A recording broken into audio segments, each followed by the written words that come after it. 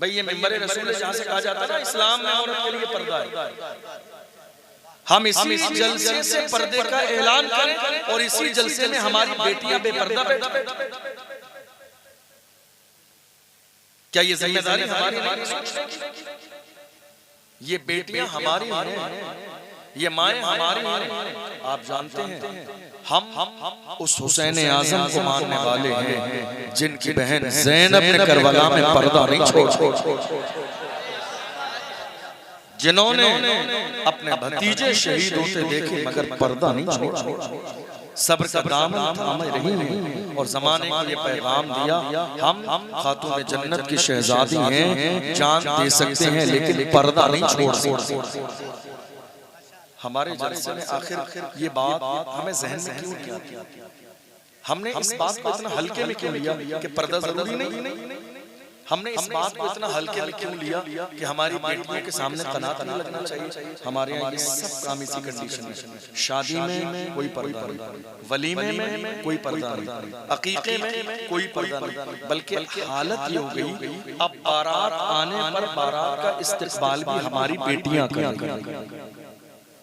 ये अफसोसनाक सूरत हाल है कि बारात आने पर बारात का इस्तेमाल रोड पर खड़े होकर हमारी बेटियों के हाथों में थालियां हैं, उनमें फूल हैं, नौजवान लड़के और लड़कियां सामने हैं और हमारी बेटियां उनके ऊपर फूल फेंककर इस्तेमाल कर रही हैं। आप गौर तो कीजिए, क्या हमारी बेटियां अब इस लायक रह गई कि हमने मर्दों के सामने खड़ा करके उनके ऊपर फूल फेंकने के लिए खड़ा करा? क्या हमारा मजहब इस्लाम इसी बात की इजाजत देता है? नहीं मेरे अजीजों, हमें अपने आप को बदलने की जरूरत है, हमें सोच बदलने की जरूरत है, हमें अपनी एक बेहतरीन फिक्र कायम करने की जरूरत है। जिस दिन हम बेहतरीन फिक्र कायम हम बेहतरीन फिक्र कायम करेंगे, हमारी कामयाबी का वो पहला दिन होगा। हम लावारिस और यतीम नहीं, हम इस्लाम के मानने वाले हैं जिस इस्लाम ने हमें सब कुछ दिया। कोई भी चीज ऐसी नहीं है जो इस्लाम में नहीं है, कोई भी ऐसी चीज कुरान अज़ीम में लिखा हुआ है वला रत्बिन वला याबिसिन इल्ला फी किताबिन मुबीन, हर चीज का बयान अल्लाह ने कुरान मुक़द्दस में किया। कोई चीज हो, आपकी जिंदगी से ताल्लुक हो, आपकी मौत से ताल्लुक हो, आपकी पैदाइश से ताल्लुक हो, किसी भी चीज से ताल्लुक हो, सारी चीजों का जिक्र और बयान तफसील से अल्लाह ने कुरान में रखा है। और कुरान है किसके लिए? हमारे लिए। कुरान आपके लिए और मेरे लिए, हमारे लिए। लेकिन अफसोसनाक सूरत हाल ये है कि आज कुरान से रिश्ता हमारा इतना कमजोर हो चुका है, इतना दूर हो चुका है कि हम आज सब कुछ इस्लाम के खिलाफ करते चले जा रहे हैं और नारा रस्मी तौर पर हमारी ज़बान पर यही है, हुजूर का दामन नहीं छूना। आप में से बहुत सारे लोगों को देखकर अफसोस भी कर रहा हूँ और बहुत हैरान भी हूँ, क्योंकि एक तरफ हमारे मिंबर से ये ऐलान होता है कि हमारे नबी हमें देख रहे हैं और दूसरी तरफ हम हुजूर की महफिल में बैठकर मस्ती मजाक हंसना और कॉमेडी करना बगैर टोपी के और किसी बात का कोई लिहाज नहीं। क्या इसी तरह हुजूर आपको देखेंगे? हुजूर की महफिल में बैठने के भी कुछ आदाब होते हैं। थोड़ी देर के अदब से इंसान को वो मिल जाता है जो बरसों की इबादत से नहीं मिलता। बाअदब बानसीब बेअदब बेनसीब। मैं बड़ा हैरान हूँ आप लोगों के रवैये से कि हुजूर के जिक्र की महफिल में बैठ के भी आपके अंदाज में तब्दीली नहीं है ज़र्रे के बराबर। बड़े बड़े लोग, समझदार लोग मस्ती मजाक हंसना मस्ती करना, एक दूसरे को कोनी मारना, गिर जाना, हालांकि लाइव प्रोग्राम चल रहा है। लोग देखेंगे, अगर कैमरा घुमा दिया जाए तो क्या सोचेंगे आपके गांव और आपके इलाके के बारे में? कि आपका जलसा जब ये तो जब आपकी शादियां होती होंगी तो कैसी होंगी? हो सकता है मेरे जुमले आप में से बहुत सारे लोगों को ना अच्छे लगे तो ना अच्छे लगे दोबारा ना बुलाइए, लेकिन उलमा की जिम्मेदारी है जो गलत है उसको गलत कहना, जो सही है उसको सही कहना। जलसा ऐसा मत कराया करें, जलसा बहुत ही सलीके के साथ कराया करें। अब इस वक्त रात के 1:45 बज रहे हैं, ठीक है।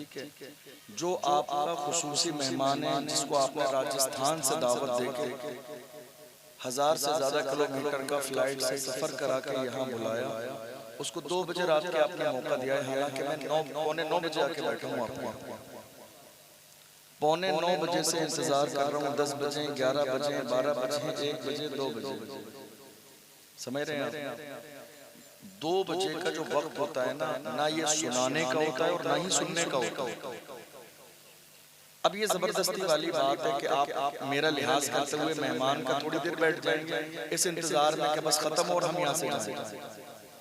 जो 11 बजे, जो 12 बजे सुनने का शौक और जज्बा होता है ना, और जो सुनाने का भी, भाई हम और आप मशीन नहीं है, इंसान है कि नहीं? और कुरान शरीफ में ये लिखा हुआ है, अल्लाह फरमाता है हमने इंसान की फितरत ऐसी बनाई है कि रात में वो सोए, तो रात को सोना ये हमारी फितरत है, अल्लाह ने बनाई, ऐब नहीं सोना, फितरत है हमारी। समझ रहे? इंसान जितना रोज जागता है नॉर्मल 11 बजे 12 बजे, उतनी देर में अगर हमारा जलसा हो जाए तो लोग शौक से सुन लेते हैं। अब यह है कि जबरदस्ती जागने वाला के साथ मेहमान है उठ के जाएंगे तो अच्छा नहीं लगेगा, ठीक है, और गलत बात है, मेहमान नाराज हो जाएंगे। सही माना में इस वक्त में रात के 2 बजे सुनने सुनाने के लिए न वो जहन होता है, न जहन में वो ताजगी होती है, न जिस्म के अंदर वो कह लीजिए कि ताजगी होती है। ये बड़ी अहम बात है, इस पर गौर कीजिए। जलसा ऐसा मत कराइए, जलसे में कौम के खून पसीने की कमाई लाखों रुपए खर्च होते हैं, है नहीं? कितने लोग कैसे कैसे हजारों रुपए जलसे में चंदा देते हैं। ये गर्मी का जमाना है, गर्मी की शिद्दत है। 500 रुपए कमाना एक मजदूर के लिए कितना मुश्किल है ना, ये एक मजदूर ही जानता है। अब साल भर जिस जलसे का इंतजार होता है कि साहब साल भर होगी तो सालाना जलसा होगा, ठीक है, और जब सालाना जलसा आता है तो हमारे जलसे का आलम ये हो जाता है कि आधी पब्लिक हमारी मेन मेहमान का इंतजार करते करते करते करते 12 बजे, 12:30 बजे, 1 बजे, 1:30 बजे तक चली जाती। समझ रहे हैं आप? यकीन जानिए अब इस वक्त रात के 2 बजे अभी एक मेहमान और बहुत बड़ी शख्सियत बाकी है स्टेज पर आने। समझ रहे हैं? अब वो कब आएंगे, कब उनकी नसीहतें होंगी, कब उनका बयान होगा, कब क्या होगा। अब एक नॉर्मल तकरीर करने वाला तकरीर करता है, कम से कम कोई खतीब आता है कम से कम 1.5 से 2 घंटे तकरीर करता है।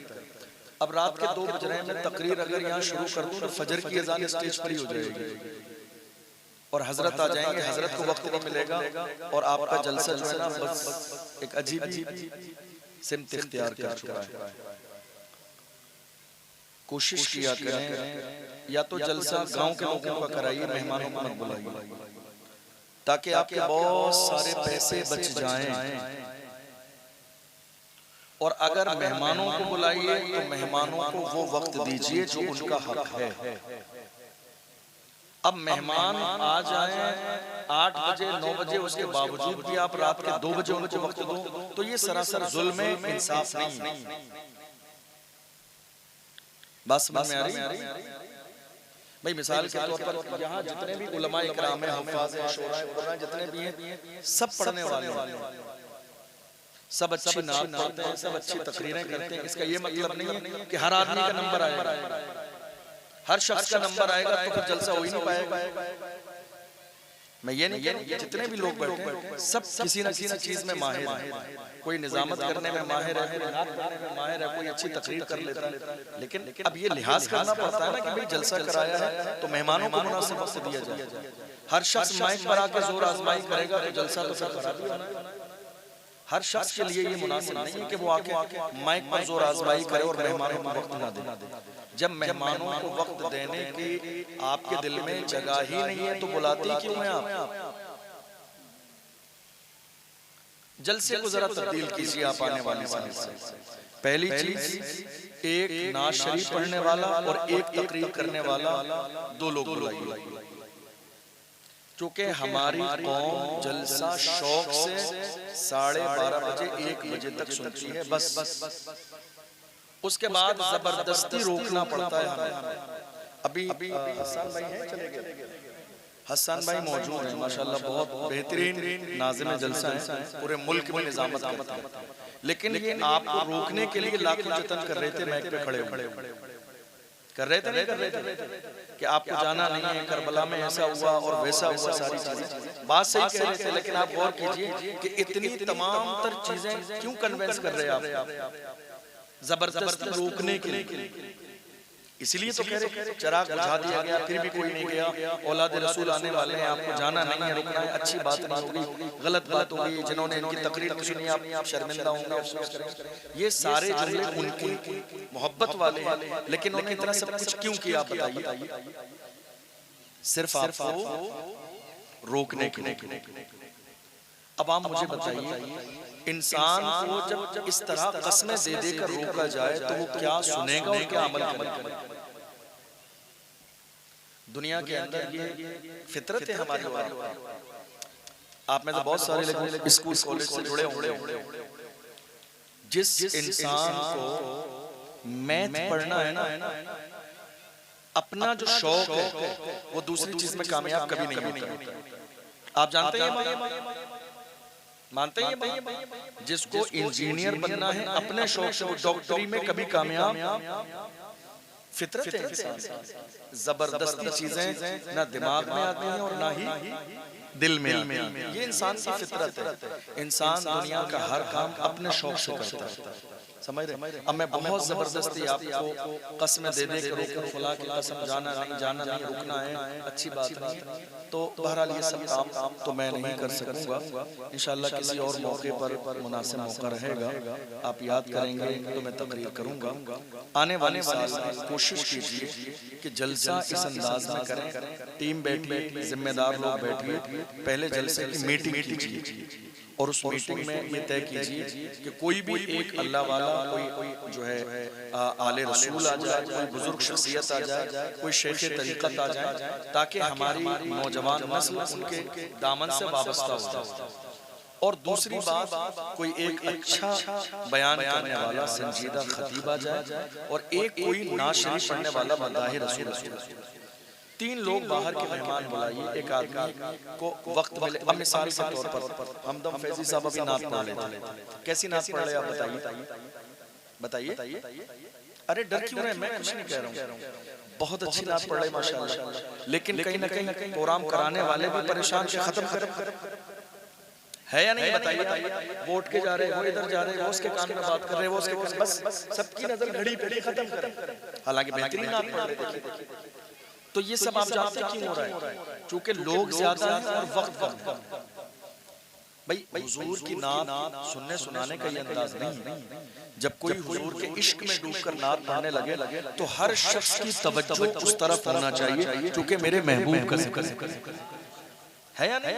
भाई हमारा ईमान है कि जब हम हुजूर को याद करते हैं तो गुंबद खजरा से मेरे नबी नजर फरमाते। इमाम अहले सुन्नत ने फरमाया, पुल से उतारो राह गुजर को खबर न हो, जिब्रील पर बिछाएं तो पर को खबर न हो, कांटा मेरे जिगर से गमे रोज़गार का यूं खींच लीजिए कि जिगर को खबर न हो। फरियाद उम्मती जो करे हाल ज़ार में, मुमकिन नहीं कि खैर बशर को खबर न हो। हुजूर की नात आप जानते हैं कैसे पढ़ी जाती थी? हुजूर की नात पढ़ने वाले ताज़ा गुस्ल करते, नया लिबास पहनते, खुशबू लगाते और अपने मुंह को साफ करने के लिए गुलाब जल से कुल्ली करते, तब जाके हुजूर की नात। और सुनने वाले ऐसे बैठ जाते गोया कि उनके सरों पे परिंदे बैठे, ना इधर देखते ना उधर देखते, एक एक जुमले पर तवज्जो होती कि मेरे आका की तारीफ हम कैसी नात सुन रहे हैं? हर शख्स की नजर घड़ी पे, मेरी नजर घड़ी पे, कमेटी की नजर घड़ी पे, इमाम साहब की नजर घड़ी पे, आपकी नजर घड़ी पे, पढ़ने वाले को भी टेंशन है भाई। ये दिक्कत आप जानते कहाँ पैदा होगी? टाइम। समझ रहे हैं? ऐसा नहीं है, मैं राजस्थान से आया हूँ, सिर्फ मेरा हक नहीं है, वो हमारे मरकज़ अहले सुन्नत बरेली शरीफ से आए हैं, हमारा मरकज जिस पर हम और आप पूरी दुनिया नाज़ करती है, तो हमारे लिए वो भी काबिल एहतराम है, वो भी मेहमान है, उनको भी मुस्तकिल जो उनका हक है वक्त मिलना चाहिए। लेकिन ये जो जल्दबाजी हो रही है, चूंकि लोग ज्यादा हैं और वक्त, इसलिए आपने खूबसूरत जलसा सजाया, आपके इंतजाम में कोई कमी नहीं है, लेकिन मैनेजमेंट होता है हर चीज है, एक शेड्यूल तैयार होता है हर चीज का, वक्त कम है और लोग ज्यादा, ठीक है। फिर यही होता है कि वो एक अजीब सी सूरत हाल और सिचुएशन पैदा हो जाती है। इसलिए कोशिश कीजिए आने वाली साल से, भाई सबसे ज्यादा अफसोसनाक सूरत हाल हमारे यहाँ सुन्नियों में ये है कि जो सबसे अहम मेहमान होता है उसको सबसे बाद में लाया है या नहीं? अफसोसनाक सूरत हाल भाई, जिसको सुनने के लिए कोई 50 किलोमीटर से आया, कोई 20 किलोमीटर से आया, कोई 100 किलोमीटर से आया, और लोग घंटे 2 घंटे 3 घंटे 4 घंटे बैठे बैठे 1-2 बजे रात के अफसोस करके बेचारे चले चले। चूंकि किसी को स्कूल जाना है, किसी का कॉलेज है, ठीक है, किसी को ऑफिस जाना है, किसी को खेत में कोई काम है, किसी की अपनी कोई मसरूफियत है, किसी को शादी में जाना है, किसी को फंक्शन में जाना है, सबकी अपनी मसरूफियत है। कल सुबह हर शख्स फ्री नहीं है जो सुबह 4 बजे तक जलसे में बैठे, इसीलिए आधे से ज्यादा हमारे जलसे में लोग उठ के चले जाते हैं। इसलिए आने वाले साल से प्रोग्राम इस अंदाज में सेट करें कि जलसा शुरू कब होगा और जलसा खत्म कब होगा। जलसे में बाहर के सिर्फ 3 लोग बुलाइए, एक कोई आले रसूल तशरीफ लाएं हमारे गाँव के लिए, हमारी औलाद के लिए, हमारे कारोबार के लिए दुआ करके जाएं। दूसरा कोई एक बेहतरीन खतीब आए और उस खतीब को मौका दीजिए 10 बजे 10:30 बजे लास्ट 11 बजे जो तकरीर करने और सुनने का वक्त होता है, और आराम से नाम पढ़वाइए आधा घंटे 1 घंटे, और आपको उस वक्त घड़ी नहीं देखनी पड़ेगी कि भाई शायद इस्लाम को हटाइए, बस बहुत हो गया। समझ रहे हैं आप? सब जो आया है मेहमान उसको उसका जो वक्त दीजिए, क्योंकि हर आदमी, गर्मी का बहुत शिद्दत का मौसम है, लोग हजारों किलोमीटर का सफर करके आते हैं, कितनी शिद्दत और कितनी दूर से आते हैं ये शायद आपको अंदाजा नहीं। हजारों रुपए के फ्लाइट के टिकट आते हैं आने जाने के लिए, जलसे हजारों रुपए के टिकट आते हैं फ्लाइट के आने जाने के लिए। जब आने वाले मेहमान इतना लंबा सफर करके आके बगैर बयान के चले जाए तो ला मुहल्ला इस बात का कोई सेंस नहीं, ठीक है। कौम के खून पसीने की कमाई खर्च होती है, इसलिए ऐसा करें, जलसा कराइए जैसा जलसा कराने का हक है। मेरी बातें समझ आई आपको? कड़वी लगी नहीं, लगनी चाहिए, सर मत लाइए, नहीं लगनी चाहिए, ताकि अगली साल आप जरा सा बदलें। आप महसूस कीजिए ये अंदाज अच्छा नहीं है, ये तरीका अच्छा नहीं है, समझ रहे हैं आप? अब आपके इंतजार में एक आले रसूल 2 बजे तक इंतजार कर रहे हैं बैठे, बिलग्राम शरीफ की सरजमीन से एक बड़ी अजीम ज़ात, समझे, मौलाए कायनात के शहजादे मौला अली का नाम हम और आप फख्र से लेते हैं, उनके शहजादे अल्हम्दुलिल्लाह तशरीफ लाए हुए आपके गांव में, आपकी दावत पर। आपके लिए इससे बड़ी और सादत की बात क्या हो सकती है? आप गौर, लेकिन वो भी बेचारे बैठ कर इंतजार कर रहे हैं कि कब जलसा लास्ट मंजिल पर पहुंचे और मुझे दावत दी जाए, बुलाया जाए और मैं मिंबर पे पहुंचूं। समझ रहे? ये अच्छा तरीका नहीं है, ये मुनासिब तरीका नहीं है। इसलिए क्या है, कोशिश कीजिए आने वाले साल में जलसे का जरा सा अंदाज बदलिए। आज हालात इस तरह के हैं कि दुनिया चांद पर पहुंच रही है, दुनिया चांद पर पहुंच रही है, और अफसोस कि हम एक जलसा भी ढंग से नहीं करा पा रहे। ये अफसोसनाक सूरत हाल है। गलती किसकी? हमारी। हम बदलना नहीं चाहते, हम इनकलाब लाना नहीं चाहते, हम तब्दीली लाना नहीं चाहते। याद रखिएगा, मिजाज ये बनाइए, जो सही है वो सही है, जो गलत है वो गलत। ये जो जब से हमारे अंदर पिलपिलापन पैदा हो गया ना, अरे ठीक है ये भी सही है, वो भी सही है, ये इस्लाम का मिजाज नहीं है। इस्लाम का मिजाज क्या है? हमारे बुजुर्गों ने फरमाया, दो रंगी छोड़ दे एक रंग हो जा, दो रंगी छोड़ दे एक रंग हो जा, सरासा मोम या फिर संग हो जा। संग कहते पत्थर के, या तो मोम बन या पत्थर बन। समझ रहे हैं? हमें अपने अपने आप के अंदर तब्दीली लाने की जरूरत है। हमारे अंदर तब्दीली क्या आई? आने वाले साल में जब आप जलसा करेंगे तो कोशिश कीजिएगा कि इधर से एक कनात और, ठीक है, ताकि हमारी माएं बहनें पर्दे में रहें। इसी मिंबर से पर्दे का ऐलान किया जाएगा और इसी जलसे में औरतें बेपर्दा रहें। आप गौर कीजिए इस बात है या नहीं? रस्मी तौर पर नारा क्या? हुजूर का दामन। अब आप मुझसे, मेरा ये रुमाल, अब आप नारा लगाइए। नारे तकबीर, नारे रिसालत, फैज़ाने गौसे आदम। सारे लोग खड़े हो जाएं। बिलग्राम शरीफ की आलमी शोहरत याफ्ता शख्सियत आले नबी औलादे अली शहजादा पीर सैयद सोहेल मियाँ सरकार की आमद है। बुलंद आवाज से नारे का जवाब दें। नारे तकबीर, नारे रिसालत, फैज़ाने गौसे आदम, फैज़ाने बिलग्राम शरीफ, आमदे सरकार सोहिले मिल्लत, आमदे सरकार सोहिले मिल्लत, वाहिदी दूला, वाहिदी दूला। नारे तकबीर, नारे रिसालत, फैज़ाने गौसे आदम, फैज़ाने बिलग्राम शरीफ, आमदे सरकार सोहिले मिल्लत, वाहिदी दूला। आप तमामी हजरात मिंबर शरीफ के करीब आकर के बैठ जाएं और हजरत के रुखे अनवर की ज़ियारत फरमाएं।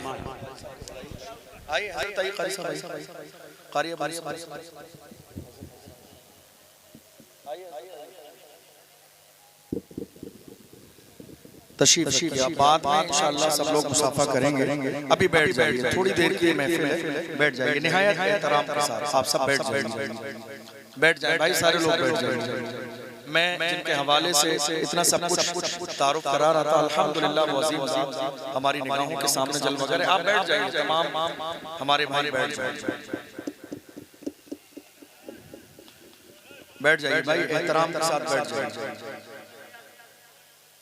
अल्हम्दुलिल्लाह हमारी निगाहों के सामने वो अजीम ज़ात गिरामी जलवगर है, जिनका इंतजार हमें और आपको तकरीबन जब से इस प्रोग्राम का मिशन तैयार हुआ है उस दिन से इंतजार है कि सरकार सुहेल मिल्लत हमारे इलाके में तशरीफ लाएंगे और हमारे लिए दुआ फरमाएंगे और हमें सिलसिले में दाखिल भी फरमाएंगे।